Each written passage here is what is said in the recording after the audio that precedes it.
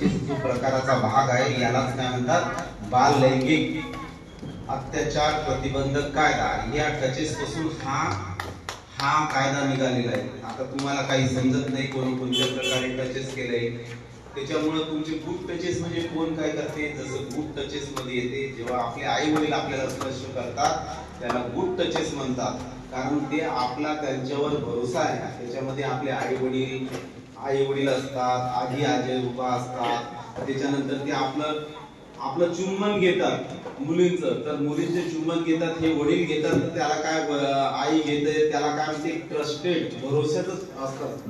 ते केलेला स्पर्श कसा असतो भरोशाचा असतो।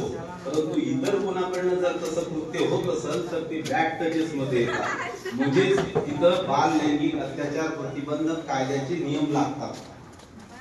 समजते का तुम्हाला मी काय म्हणतो का मीच बोलतो आहो? हात वर करा कोण कोणाला समजत आहे माझं बोलणं, का तुम्ही टकमक बघताय फक्त समजते का मी काय बोलतो ते मराठीतच बोलतो का इंग्लिश मध्ये बोलतो? समजते ना, समजायलाच पाहिजे। मी साध्या सरळ भाषेत सांगतो, त्याच्यामुळे तुम्ही ह्या गोष्टी लक्षात ठेवा। उद्या तुम्हालाही मोठं व्हायचं आहे। एखादी गुन्हेगारी प्रवृत्ती म्हणजे कसं असतं, तुम्ही चोरी करणं, कोणाची लेखन चोरणं, पेन्सिल चोरणं, त्याच्यानंतर एखाद्याला त्रास देणं विनाकारण, एखाद्याला मारणं, भांडणं करणं, शिव्या देणं, ह्या गोष्टी ज्या आहे ह्या गुन्हेगारी प्रवृत्तीकडे घेऊन जातात। हे तुमच्यामध्ये बिंबल्या जाते, हे तुमच्यामध्ये ती सवय लागते। त्याच्यामुळे तुम्ही लक्षात ठेवा ह्या तुमच्याकडनं असं वर्तवणूक झाली नाही पाहिजे की जे तुम्हाला तुमचं भविष्य गुन्हेगारीकडे घेऊन जाईल। शिक्षक हा पहिला गुरु आहे तुमचा, शिक्षक तुम्हाला सांगते, त्याच्यामुळे तुम्ही शिक्षक हे गुरुवर जे मार्गदर्शन करतात आज त्यांच्या ज्ञानानं तुम्ही मोठं होणार आहात। इथं जे भी शिक्षक आहेत हे तुमचे गुरु आहेत, हे जे तुम्हाला तुमचं भविष्य घडावं असा त्यांचा उद्देश आहे। इथं तुमचं भविष्य चांगलं व्हावं, उज्ज्वल व्हावं, त्याच्यामुळे त्यांचा याच्यामध्ये काही स्वार्थ नाही। त्यांचं काम फक्त ज्ञानार्जन करणं आहे, तुम्हाला ज्ञान देणं। भविष्यात तुम्हाला पंख फुटले तुम्ही निघून जासाल कुठं तरी, त्यांची आठवण येणार नाही येणार, फक्त त्यांनी इथून व्यक्ती घडवला हे त्यांना अभिसार्थ अभिमान राहणार आहे। त्याच्यामुळे आपले गुरु जे बी काही सांगते ते आपल्या फायद्यासाठी सांगत असतात। प्रत्येकानं आपल्या गुरुचं आई वडिलाचं कर्तव्याचं हे पालन सगळं त्यांच्या जे बी काही मार्गदर्शन करतात त्यांच्या सांगण्याचं पालन केलं पाहिजे। हे तुमचं पालन तुमच्या मनामध्ये बिंबलं म्हणजे कसं होते की ते तुम्हाला सवय लागते। तुम्हाला सवय लागली की तुमची दिशा तुमचा दिमाग त्या पद्धतीने विचार करतो आणि तुम्ही त्या दिशेला लागता। आज बघा मी तुमच्यासारखाच असा होतो, तुमच्यासारखाच हॉस्टेलला बसायचो, 5व्या वर्गात होतो, त्यावेळेस सुद्धा मलाही असं वाटायचं की मी मला तेव्हा समजायचं नाही काय करायचं काय नाही। जेव्हा समजायला लागलं तेव्हा दिशा भेटली, तेव्हा मग मला कळालं की मला या रस्त्याने जायला पाहिजे। परंतु मी जे सांगत आहे किंवा गुन्हेगारी प्रवृत्तीचे कृत्य करणं, चोरी करणं, कोणाला मारणं, शिवीगाळ करणं, हे जे लक्षण ज्याच्यामध्ये असतात त्या माणसाच्या प्रगतीला आळा बसतो। किंवा एखादं कृती न करता मोठं स्वप्न पाहणं हे पण अवघड आहे, कारण स्वप्न पाहणं म्हणजे तुमचं स्वप्न प्रत्यक्षात उतरलं असं नाही। तुम्हाला इंग्लिश कळते का थोडं तरी? हे बघा अब्दुल कलाम साहेबांनी म्हणलेलं आहे, हे बघा स्वप्न पाहणं चुकीचं नाही, स्वप्न माणूस हा आशावादी आहे। अब्दुल कलाम साहेब काय म्हणतात की dream is not that thing that which you see in sleep, dream is that thing which does not allow to sleep you. मराठीत सांगतो, स्वप्न असं आहे की जे तुम्ही झोपेमध्ये बघता, परंतु स्वप्न असं आहे की ते तुमचं जे उद्देश किंवा ध्येय असं आहे की ते तुम्हाला झोपू देत नाही। एखादं स्वप्न तुम्ही बघता झोपेमध्ये, त्याला प्रत्यक्षात उतरणं ते झोपेत बघणं खूप सोपं आहे, परंतु ते स्वप्न तुम्ही जर प्रत्यक्षात उतरवण्याचा प्रयत्न करत असाल तर ते स्वप्न तुम्हाला कधी झोपू देणार नाही। बघा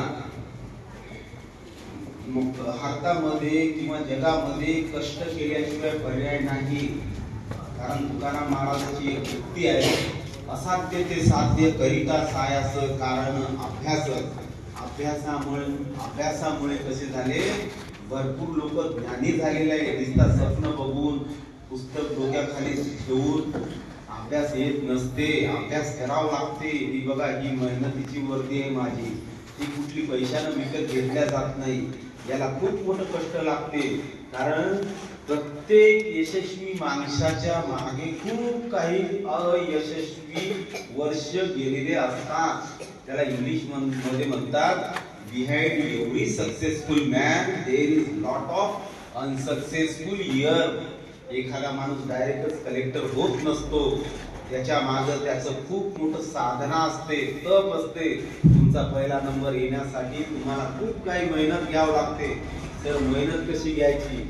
सर जे सांगतात ते पुस्तकं वाचायचे, नाही समजलं वाचायचे, वाचाल तर वाचाल. तुमच्या लक्षात येते का? त्याच्यामुळं आम्ही सर गरीब आहोत, आम्ही आश्रमशाळेत शिकतो, आम्हाला पुस्तक किंवा ज्ञान घ्यायला गरिबी श्रीमंती हा विषय नसतो. माणसाला सर्वांना सारखा दिमाग हा असतो, परंतु त्याला जागृत करणं हे त्या माणसावर असते की तुम्ही किती जागृत करता, किती त्याचा हे करता, वापर करता. त्याच्यामुळं हा हुशार तो नाही. कारण 12वी नापास झालेले विद्यार्थी कलेक्टर झालेले आहे, IPS झालेले आहे, जिल्ह्याचे अधीक्षक झालेले आहे, तहसीलदार झालेले आहे.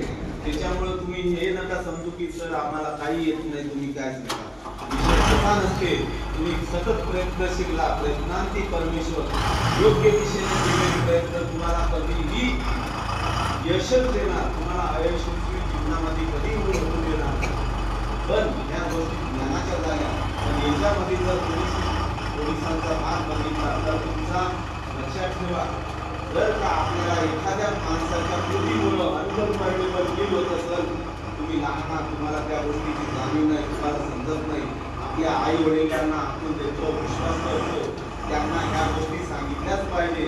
आता युग असं वाढत गेलेलं आहे की त्याच्यामध्ये सायबर फ्रॉड आले, व्हॉट्सअप आले, गुगल आले, गुगल सर्च आलं, त्याच्यानंतर बरंचसं काही असं टेक्निकल नॉलेज चालू आहे.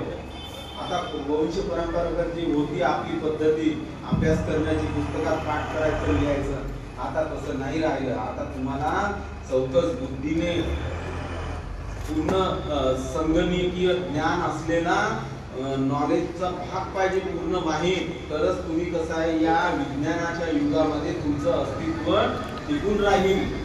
तुमच्या लक्षात येते का? त्याच्यामुळे तुम्ही लहान जरी असाल, पण मी जे सांगतो त्या गोष्टी लक्षात ठेवा.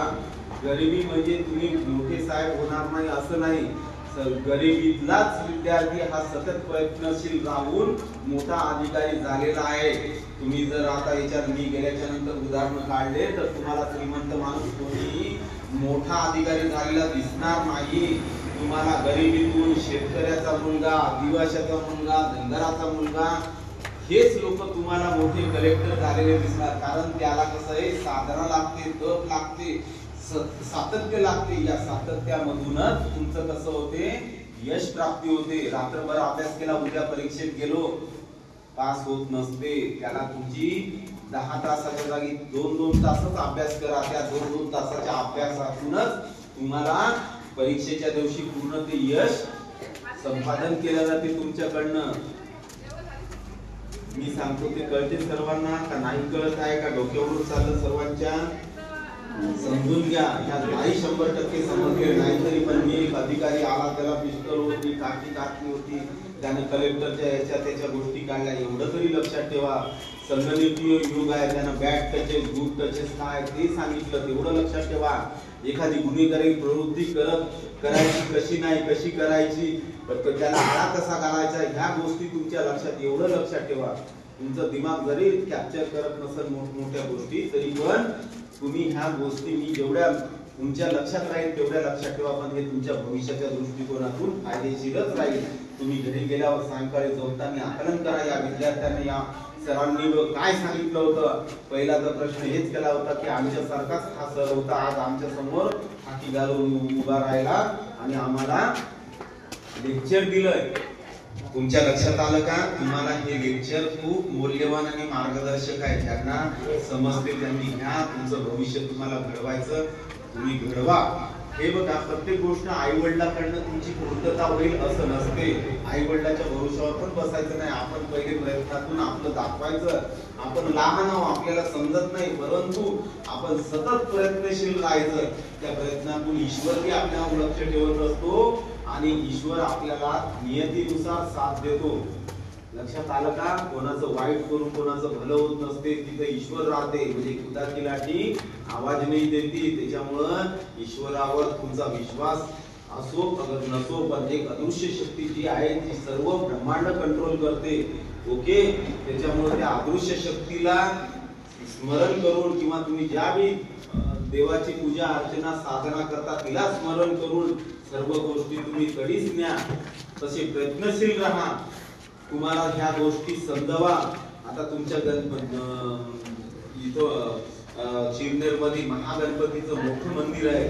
कधी तिथं दर्शनाला जा. तुमचा दिमाग कसं एका जागी कॉन्सन्ट्रेट होते. तुमचं दिमाग भरकटणार नाही. तुम्हाला देव म्हणा, अदृश्य शक्ती म्हणा, योग्य दिशेला घेऊन जाईल आणि तुम्हाला न्याय देऊन जीवनामध्ये यशस्वी बनवल. जेव्हा तुमचं यश लोकांना दिसून पडेल, परंतु त्याच्या मागे तुम्ही किती कष्ट केले, किती काय केलं हे तुमचं तुम्हाला माहित राहणार. त्याच्यामुळं कष्ट करणं म्हणजे अभ्यास करणं, वावरात जाऊन लिहिणं, खवरणं, काम करणं असं नाही आहे. तुम्ही फक्त आता भाग्यवान आहे. तुम्हाला वेळेवर जेवायला भेटते, वेळेवर राहायला भेटते. तुम्हाला एवढे चांगले शिक्षक वर्ग आहे जे तुमच्यावर लक्ष ठेवतात. त्याच्यामुळे तुम्ही यांचा फायदा घ्या. तुम्ही इकडं तिकडं वायफळ फिरू नका, इकडे तिकडे डोकं घालू नका. सतत अभ्यास करत राहा. उद्या तुम्ही असे मोठे माणूस बनाल तर तुमचं समाजामध्ये खूप मोठं नाव होईल की हा कोणत्या आश्रम शाळेत होता आणि आज किती मोठा झाला. तर तुमची जीवनामध्ये तुम्ही यशस्वी झाला असं समजा. त्याच्यामुळं सतत प्रयत्नशील राहा. पोलीस काय असते, कायदा बाहेर कृती अजिबात करायची नाही. कायदा बाहेर म्हणजे कोणाला शिव्या देणे, चोरी करणे, बॅग टचेस करणे, या सर्व कायदा बाहेर होते. याला शासनच होते. एक वेळ तुमचं पोलीस स्टेशनला रेकॉर्डवर नाव आलं तर तुम्हाला नोकरी लागणं अवघड होते. तुमच्या लक्षात आलं का? तुम्हाला जर कोणी बॅग टचेस करत असेल, तुमच्या आई वडिलांना तुम्ही सांगितलंच पाहिजे. ओके, त्याच्यामुळे कसं आहे की तुमचा विश्वास वाढेल. जर का तुमचे गुड टचेस, बॅड टचेस हा चॅप्टर असेल तर ते समजून घ्या. आपल्या आई वडिलांकडनं समजून घ्या. याच्यामधून कसं आहे की एखादी अनुचित घटना होण्याच्या आधी तिला आळा बसल.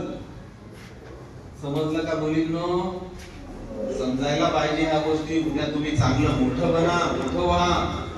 उद्या तुमच्या आई वडिलांचं नाव तुम्ही मोठं करा. याच्यात तुमचं भवितव्य आहे. तुम्ही इतर कुठल्याही कृती किंवा विचार मनात न आणता आपल्याला जी परिस्थिती ईश्वरानं दिली त्याच्यामधून आपण निघणं आणि समोर जाणं हे खूप मोठं आपल्यासाठी चॅलेंज आहे. ह्या गोष्टी कोणाला कसं आहे की पहिल्या वेळेस तर अशी गरिबी होती की लोकांना खायला भेटत नव्हतं, शाळा लांब होत्या. आज तुम्हाला शिक्षक इथं आहे, राहायला इथं आहे. तुम्ही भाग्यशाली आहे सर्व. त्या संधीचा तुम्ही फायदा घ्या आणि पोलिसांची जी कृती आहे, जे त्या पोलिसाचे जे नियम आहे त्या नियमानं तुम्ही चालत राहा. जर का तुम्ही नियम बाह्य काम केलं तर तुम्ही जीवनामध्ये सक्सेस होणार नाही. तुमचे बाळाचे पाय पाळण्यात दिसतात या मनी प्रमाणे. तुम्ही लक्षात ठेवा की आपण गुन्हेगारी प्रवृत्तीला चालना देतोय आणि त्याच्यानंतर तुमचं आयुष्य लक्षात ठेवा की सुगीचे फार कमी दिवस असतात, मग मागचे साल असतात. चोरीचा पैसा कधी माणसाला यशस्वी बनवत नाही आणि बुरे पैसों से कभी अच्छा काम होता नहीं. त्यामुळं हे चोरी करणं ह्या गोष्टी तुम्ही टाळा. तुम्ही लहान, तुम्हाला समजत नाही. त्याच्यामुळं आपण सगळ्याचं चांगलं बघून, चांगलं चितून, चांगले काम करून यश संपादन करायचं. ओके, तुमच्या लक्षात आलं? नसन आलं, कोणाला काही प्रश्न असेल तर मला विचारा. मी प्रत्येकाच्या प्रश्नाचं उत्तर देऊन तुमचं निरसन करतो. कोणाला प्रश्न असेल तर विचारा मला. एखादा तरी प्रश्न कोणी बी विचारा, कुठलाही विचारा. मी तुम्हाला सांगतो, तुमचं सांत्वन करतो. सांगा कोणी काही नाही विचारायचं तुम्हाला प्रश्न आहे का? कोणाला काही शंका आहे किंवा काय अडचण आहे? अडचण आहे सरांना विचारू शकता किंवा सरांना विचारू शकता. सर, एवढं तुम्ही असं घडले, आम्हाला घडायचं असेल तर काय करावं लागेल? काय तुम्हाला जे प्रश्न पडतील मनामध्ये, मला जे मनात प्रश्न असेल ते विचारा. एक तरी प्रश्न विचारा. सर म्हणा आम्हाला समजायला, आम्हाला लाजू नका. तुम्ही जर आतापासून लाजले तर इथे तुम्हाला कधी बोलता येणार नाही, तुमचे विचार तुम्हाला मांडता येणार नाही. बोलायचं बिंदास, बोलायला शिका. जर तुम्ही तुमचे विचार मांडायला शिकले तर तुम्ही मोठे बनसाल. तुम्हाला अजून त्याच्यामध्ये नवनवीन शिकायला भेटेल. समजलं सर्वांना? मी काय सांगितलं हात वरत करा. मी किती लोकांना सांगितलं, किती समजलं तेवढे तरी हात वरत करा. किती लोकांना समजलं? कोणाला समजलं सरांनी सांगितलं त्यांनी हात वरती हात वर करा. नाही ज्याला समजलं मी परत सांगतो. सर्वांना समजलं मित्रांनो? धन्यवाद. नाही 100% 1% समजून घ्या. फक्त घरी जाऊन आठवा मी काय काय सांगितलं. मी विचारत नाही तुम्हाला प्रश्न, तुम्हाला खरं वाटत असेल तरी पण तुम्ही समजून घ्या. माझं मार्गदर्शन मी तुमच्यातलाच एक आहे, तुमच्यापासूनच घडलेलं आहे. चला सर, धन्यवाद. धन्यवाद मंचावर उपस्थित सर्व शिक्षक शिक्षिका वर्ग.